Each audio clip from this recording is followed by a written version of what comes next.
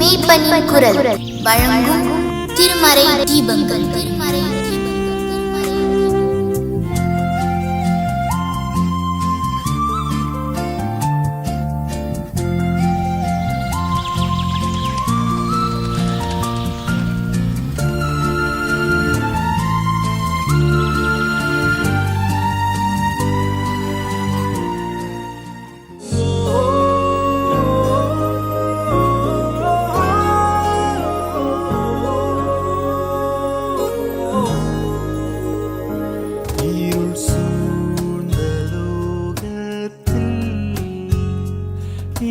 பொழுதும் தூங்காமல் இருள் சூழ்ந்த லோகத்தில் இமை பொழுதும் தூங்காமல் கண்மணி போல என்னை கர்த்தர் இயேசு காத்தாரே. நிறைந்து காலமெல்லாம் பாடுவேன், கானங்களால் நிறைந்து காலமெல்லாம் பாடுவேன். அஞ்சிடே அஞ்சிடே என் இயேசு அஞ்சிடே அஞ்சிடே என் இயேசு என்னோடிருப்பதா. மரண பள்ளத்தாக்கில் நான் நடந்த வேளைகளில், மரண பள்ளத்தாக்கில் நான் நடந்த வேளைகளில் கர்த்தரே என்னோடிருந்து வெற்றிநாதம் கோரினார். பாத்திரம் நிரம்பி வழிய ஆவியால் அபிஷேகித்தார். பாத்திரம் நிரம்பி வழிய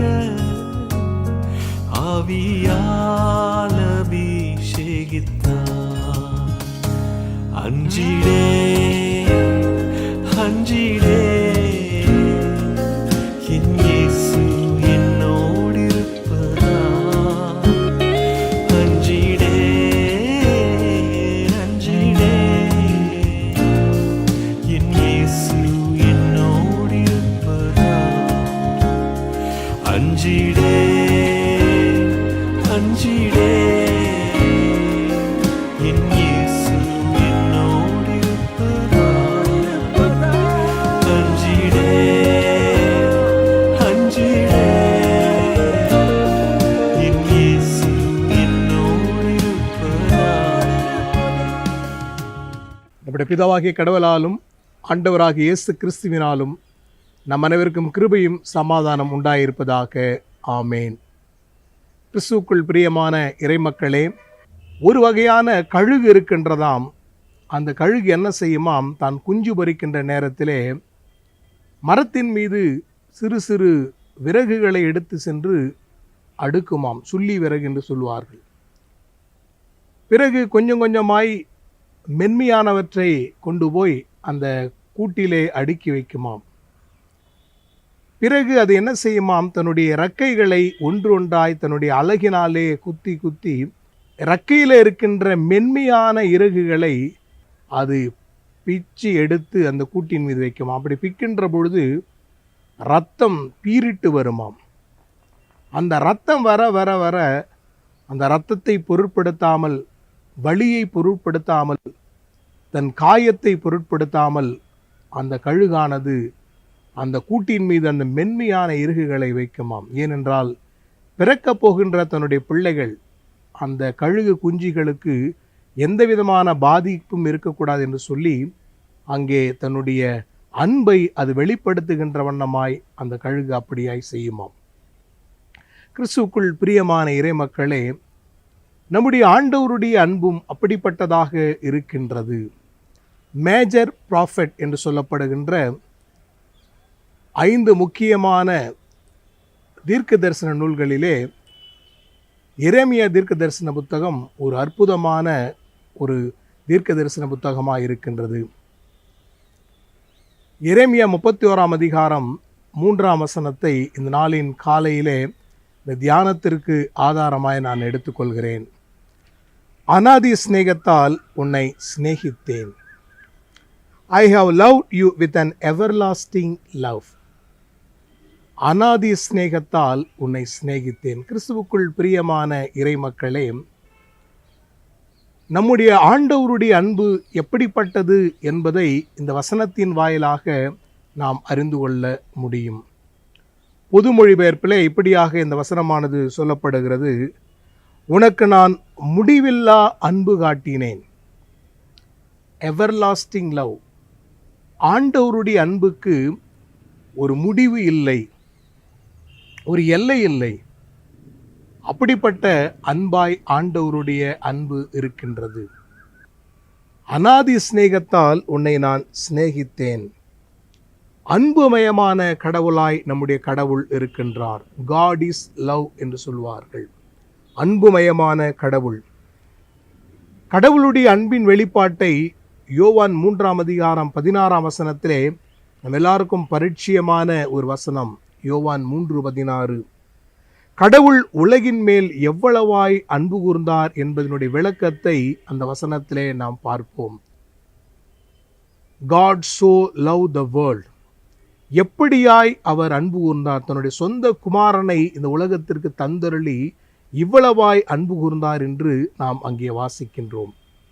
அப்போஸ்தலனாகிய யோவான் எழுதின 1 நிருபம் 3 அதிகாரம் 16 வசனம் இப்படியாக சொல்கின்றது. தம்முடைய ஜீவனை நமக்காக கொடுத்ததினாலே அன்பு என்னதென்று அறிந்திருக்கின்றோம். This is how you know what love is. Jesus Christ laid down his life for us. அன்பின் உருவான ஆண்டவர். Unconditional love. Unchanging love. ஒரு நிபந்தனையற்ற அன்பு ஆண்டவருடைய அன்பு. மாறாத ஒரு அன்பு ஆண்டவருடைய அன்பு.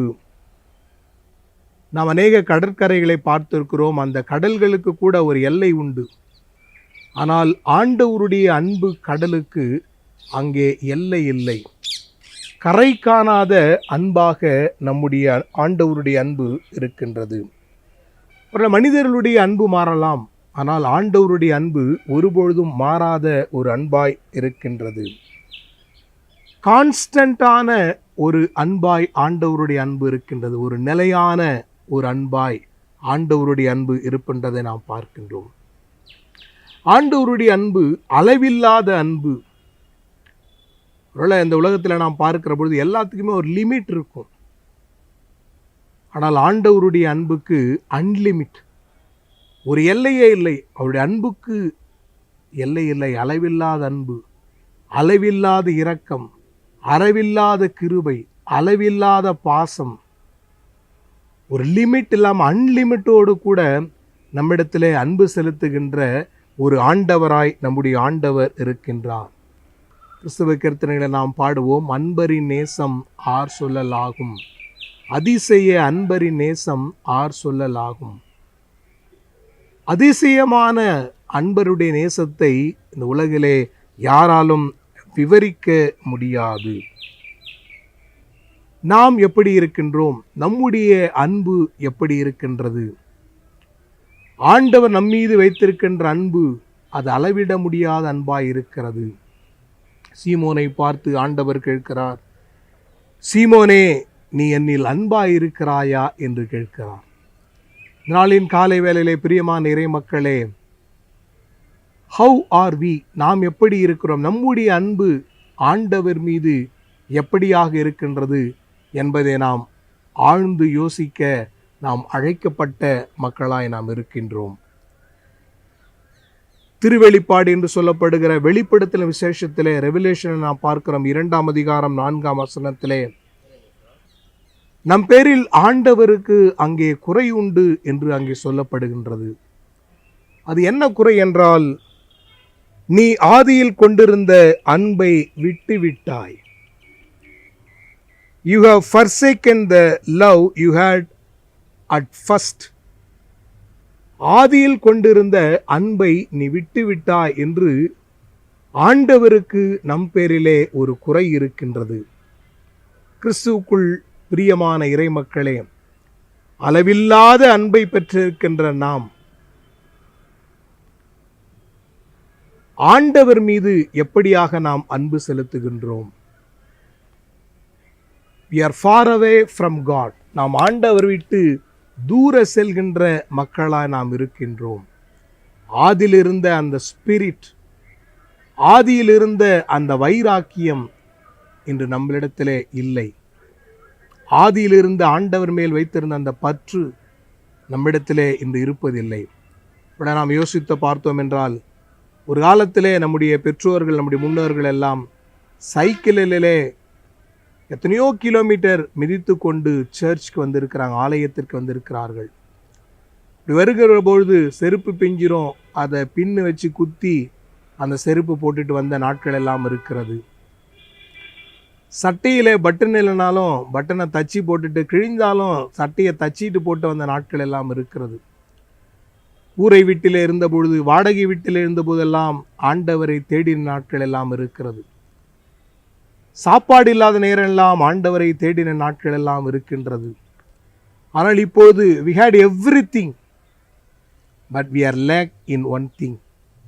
இப்போது நம்மிடத்தில் எல்லாம் இருக்கிறது, ஒரு விஷயத்தில் நாம் குறைவுள்ளவர்களாக இருக்கிறோம். அது என்னவென்றால், ஆண்டவர் மீது நாம் அன்பை பொழிவதை நாம் நிறுத்திவிட்ட மக்களாக இருக்கிறோம்.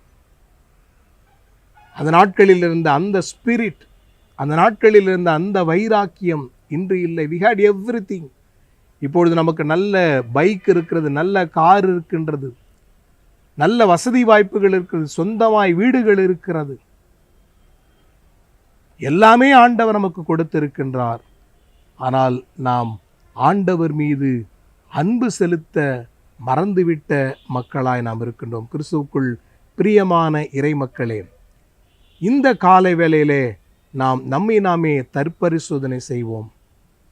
ஆண்டவர் நம்மீது பொழிந்த அளவில்லாத அன்புக்கு நாமும் ஆண்டவர் மீது அளவில்லாமல் அன்பு செலுத்துவோம். ஆண்டவரை மாத்திரம் நேசிப்போம். கர்த்ததாமே இந்த வசனங்களை ஆசீர்வதிப்பார். கண்களை மூடி தலைகளை தாழ்த்தி ஜெபம் செய்வோம். அன்பின் நல்ல ஆண்டவரே, இந்த மனமகிழ்ச்சியான காலை வேளைக்காக நாங்கள் நன்றி ஏறெடுக்கிறோம். ஆண்டவரே, நீர் எங்கள் மேல் வைத்திருக்கின்ற அளவில்லாத அன்பிற்காக, அளவில்லாத இரக்கத்திற்காக, அளவில்லாத பாசத்திற்காக, அளவில்லாத கிருபைக்காக நாங்கள் அதிகமாய் நன்றி படைக்கிறோம்.